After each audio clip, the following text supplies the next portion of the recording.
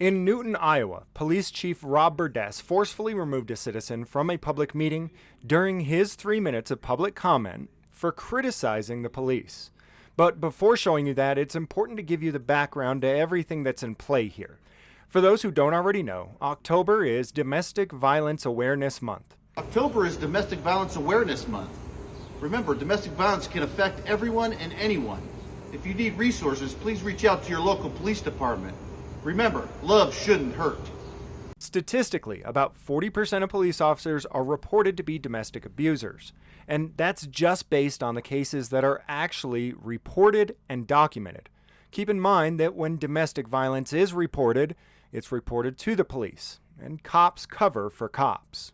Another element to this background that's important is that for those who don't remember, Newton, Iowa police were just recently highlighted for their bad behavior when Officer Winters arrested a 19-year-old for DUI after the young man blew a 0.00 on the breathalyzer test.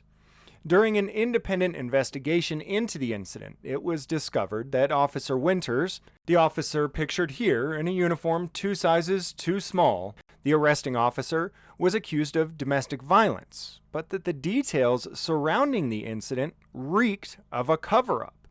Winters was never actually charged or convicted of domestic violence, as some reports said, but there is a no-contact order with his ex-girlfriend. The order states that Winters is restrained from, quote, committing any further acts of abuse or threats of abuse against his ex-girlfriend. The language in the order makes it appear that his ex-girlfriend alleges that he abused her, but that in lieu of criminal charges, Officer Winters' buddies at the PD possibly bullied the victim into not pursuing criminal charges that could end Winters' career as long as he agreed to stop beating the shit out of her. I'm not saying for sure that's what happened, but it's certainly suspicious that the order clearly states that he previously abused his ex, but that he wasn't criminally charged for it.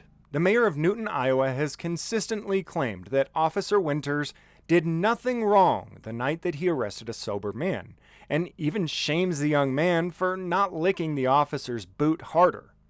He also consistently defended Officer Winters, the accused domestic abuser, with a protection order on him from his ex. The mayor has spoken out publicly multiple times in Winters' favor, claiming that he has never been charged or convicted of domestic violence. And the mayor is right. There was clearly a police cover-up that protected Winters from prosecution. How could he possibly be convicted when his fellow officers made sure that he was never even charged? And the mayor shuts down anyone who tries to speak on the topic. So now we come back to the City Hall meeting. October 3rd, beginning of Domestic Violence Awareness Month, during public comment, at which time citizens have 3 minutes to speak on any topic that pertains to the city. A man by the name of Noah Peterson began speaking, criticizing the Newton Police Department for supporting domestic abuse. He never mentions any officers by names, though. Mayor Michael Hansen immediately stops Peterson and orders him to stop criticizing government, or he will be forcefully removed from the meeting by government. Peterson refuses to relinquish his 3 minutes to criticize government and is subsequently arrested by Chief Rob Burdess and charged with disorderly conduct. My 3-minute period to voice my criticisms about the government. Yes, and I have 3 minutes to give the government some criticism. Okay, I'm not leaving until, are my 3 minutes up? He's told you to leave. I'm not leaving. Okay. Do you want to be arrested? I sure arrest me. Okay. Make sure you have to Arrest me for speaking my First Amendment rights. Go ahead. Should be ashamed of yourselves.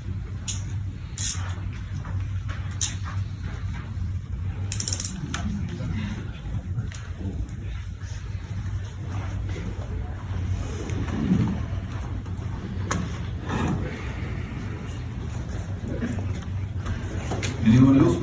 The unconstitutional written policy actually even states that one cannot criticize their government during public comment. Specifically, it states that comments and/or questions shall not include derogatory statements or comments about any individual. The Oxford Language Dictionary defines derogatory as showing a critical or disrespectful attitude. So, quite literally, being derogatory is defined as criticizing, and government is made up of real people doing real bad things. Therefore, to criticize government is to criticize the individuals who make up government.